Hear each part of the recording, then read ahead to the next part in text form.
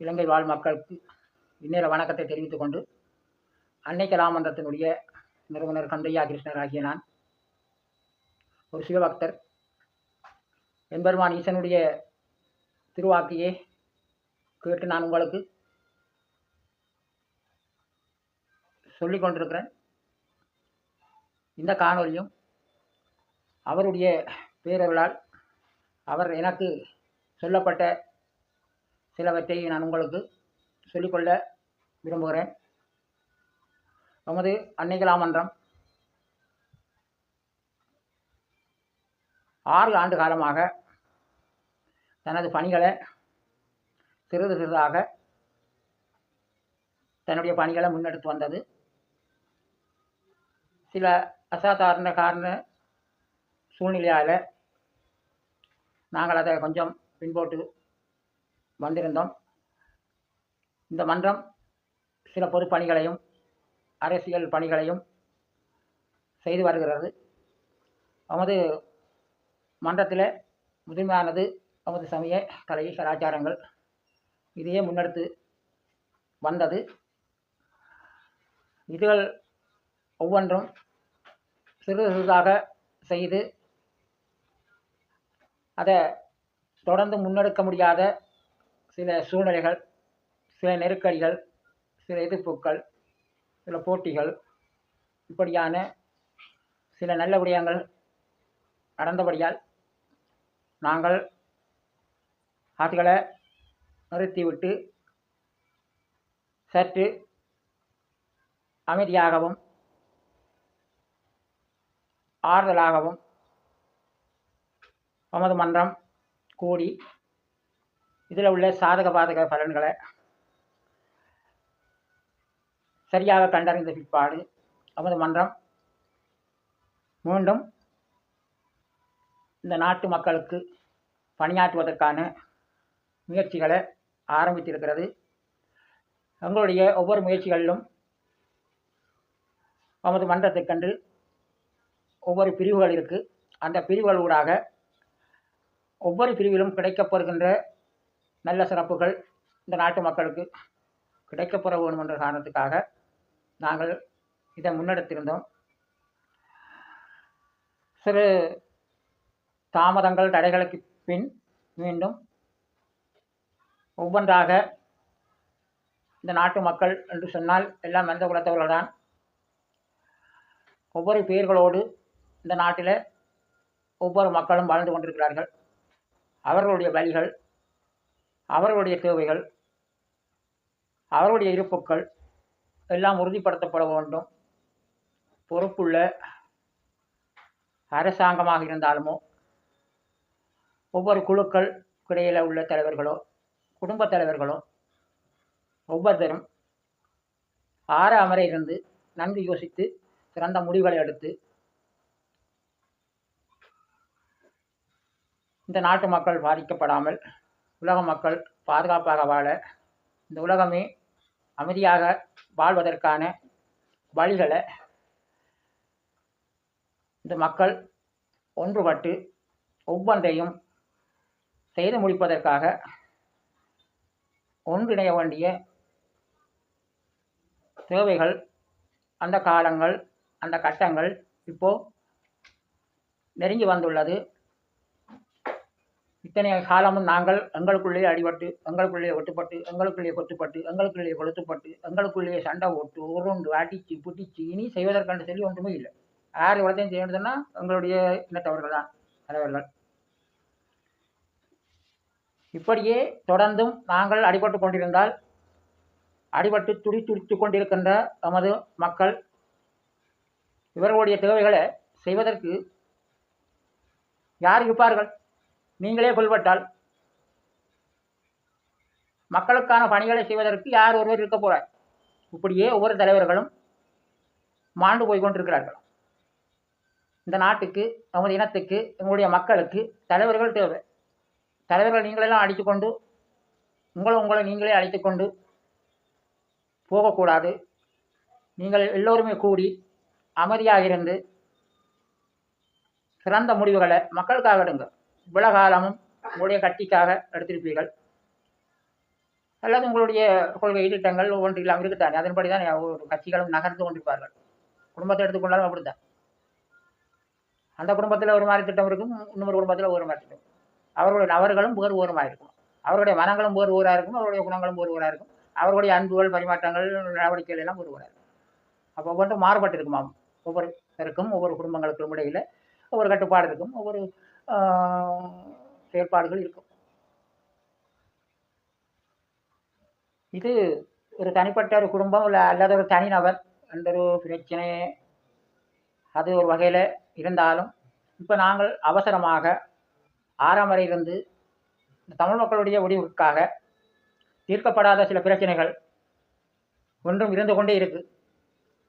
அதுக்கான ஆரம்ப புள்ளி கூட இல்லை. எந்த தலைவர்களும் அந்த ஆரம்ப புள்ளியை கூட வைக்கல.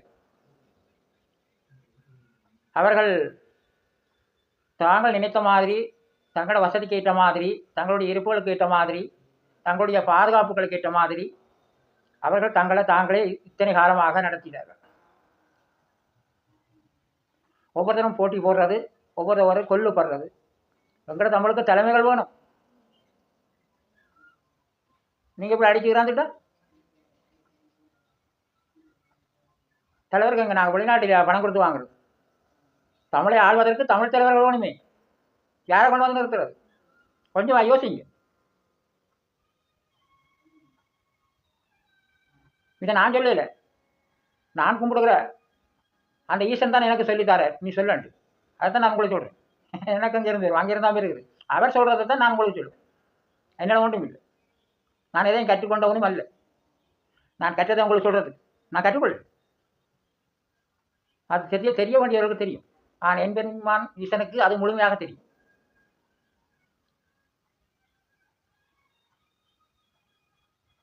உங்களுக்கு தேவையானதெல்லாம் அன்பு மட்டும்தான். நாங்கள் அன்பையே போதிக்கிறோம், அன்பே செய்வோம். அந்த சிவனை நீங்கள் போதனை செய்யுங்கள், வழிபடுங்கள், மனதில் நினையுங்கள்.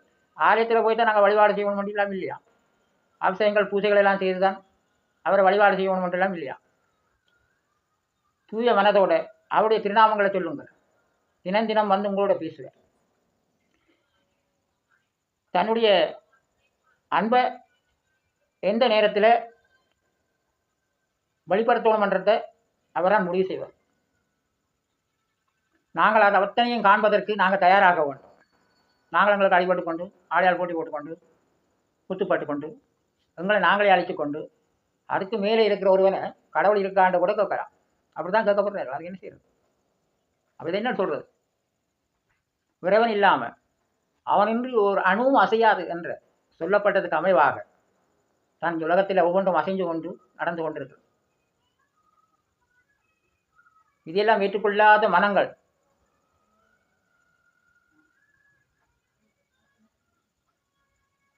தலைகளாக ஆடி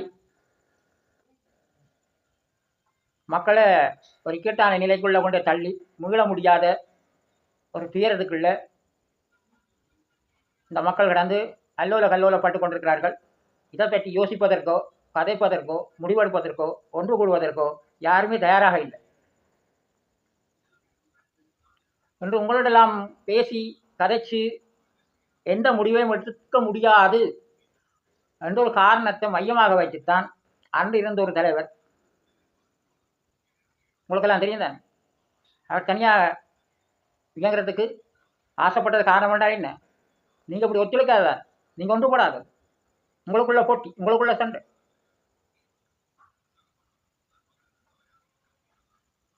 சிறந்த முடிவுகளை கூட எடுக்கல. என்று உலகத்தாலும் இந்த நாட்டினுடைய அரசாங்கங்களாலும் இந்த தமிழ் மக்களுக்காக நல்ல விஷயங்கள் எல்லாம் வந்ததான். அதை வழியில் கொண்டு இல்லை. மக்களுடைய பிரச்சனைகள் அங்கே தெளிவாக எடுத்து சொல்லல. அதனுடைய விவரங்களை அங்கே விரிக்கல. இதான் நம்மளுடைய விவரம்.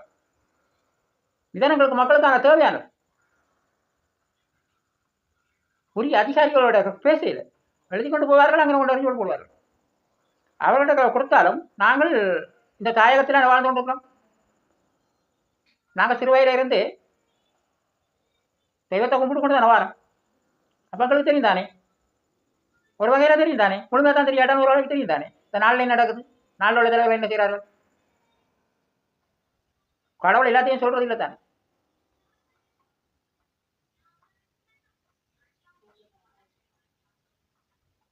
யோசிக்க. எம்பெருமான் ஈசனால் கிடைக்கப்பெற்ற முக்கியமான நமது இனத்துக்கான பாதிக்கப்பட்ட மக்களுக்காக ஒரு செய்தியை நான் உங்களுக்கு தருகிறேன். அன்று இருந்த மன்னன் என்று சொன்னாலும் பொருத்தம்தான், தலைவன் என்று சொன்னாலும் பொருத்தம்தான், நல்ல நண்பர் என்று சொன்னாலும் பொருத்தம்தான், அதுக்கு மேலாக கடவுள் என்று சொன்னாலும் அதுக்கும் பொருத்தம்தான். ஏனென்று சொன்னால் கடவுளோட நாணயம் சொல்கிறோன்னு சொன்னால் மற்றவர்களுக்கு தவறாக நினைப்பார்கள். நாங்கள் சிவபக்தர்கள், நாங்கள் நடுநிலையை தான் மன்றம் எப்பொழுதுமே. என்பருமான் ஈசன் நடுநிலையில் இருந்து கொண்டு என்னென்ன எல்லாத்தையும் இருந்த இடத்திலே இருந்து கொண்டு செய்கிறார். அதே போலதான் நமது மன்றமும் செயல்படும். இதில் இனம், மொழி, சாதி கிடையாது. எங்களுக்குள்ள போட்டி கிடையாது, எங்களுக்குள்ள பொறாமைகளும் கிடைக்காது. எங்களுக்கு சண்டை போட்டு கூட பழக்கம் இல்லை. எங்களால் கருணை மழை பொழிய முடியும். எங்களால் முடிந்த உதவியெல்லாம் உங்களுக்கு செய்ய முடியும். உங்களை எப்படி காப்பாற்றணுமோ அப்படியெல்லாம் நாங்கள் காப்பாற்றுவோம், காப்பாற்றி கொண்டு தான் பாரோம். நாங்கள் இப்போ என்னத்தை சொல்ல வந்திருக்கிறோம்னு சொன்னால், எம்பெருமான் எனக்கு தந்ததை நான் உங்களுக்கு சொல்கிறேன். யார் சரியாக கேட்டு செயல்படும் சொன்னால் தலைவர்கள். தமிழ் மக்களுடைய உரிமைகளை நாங்கள் மீட்டு தருவோம் என்று சொல்லி கொடிகளையும் கட்சிகளையும் உருவாக்கி இன்று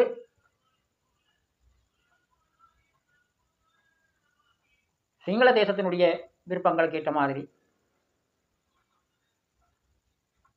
வெளிநாடுகளுடைய விருப்பங்களுக்கு ஏற்ற மாதிரி இவர்கள் நடந்து கொண்டு ஒருவர் போட்டி போட்டு அவர் இருக்கக்கூடாது, அவர் வரக்கூடாது. நீங்களெல்லாம் இப்படி அடிவர்றதுக்கெல்லாம் நீங்களாம் தமிழர்கள் தானே.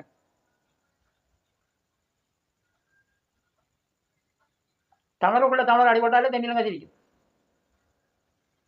இந்த இலங்கையில் கூட இந்த மக்களுக்கான நல்ல அற்புதமான எல்லாத்தையும் சொன்னவர்கள் நாங்கள். இந்த தாயகத்திலிருந்து வெளிவந்த செய்திகளை நாங்கள் பார்த்து கொண்டு தான் இருக்கிறோம். தொலைக்காட்சி மூலமாக, பத்திரிகை மூலமாக, வானொலி மூலமாக. இப்போ இந்த கையடக்க தொலைபேசியெல்லாம் இருக்குது, இப்போ அதனூடாகலாம் நாங்கள் பார்க்குறோம். அதில் உண்மை தமிழ் இல்லாத நாங்கள் பிரித்து பார்க்க தெரியும், அதை பார்த்து கொண்டு இருக்கிறோம். அதில் வச்சு தான் நாங்கள் உங்களோட பேசுகிறோம். அன்று உங்களை வெளியில் விடாமல் உங்களுடைய தேசிய தலைவர் உங்களை எல்லாத்தையும் ஒன்று திரட்டி நீங்கள் என்ன வழியில் பயணிங்கன்னு சொல்லி உங்களை வெற்றி உரை செய்து பாராளுமன்றம் அனுப்பினவர். இங்கே கட்சி நீங்கள் மக்களுக்கு தான் ஒன்றும் செய்யலாம்னு சொன்னால் எங்களுக்கு பரவாயில்லை. அந்த கூட்டமைப்பாக நீங்கள் இப்போ இருக்கிறீங்களா கூடி இல்லையே? ஏன் உங்களுக்குள்ள என்ன பிரச்சனை, என்ன போட்டி? நீங்கள் யாருக்கா பணியாற்ற வந்து நீங்கள் மக்களுக்காக தானே. அப்போ என்ன உங்களுக்குள்ள மனசாகும்? யாரை சொல்ல கேட்டு நீங்கள் வந்து நினைக்கிறீர்கள்? ஏன் இப்படி நினைக்கிறீர்கள்? உங்களை நம்பி தான் மக்கள் இருக்கார்கள்.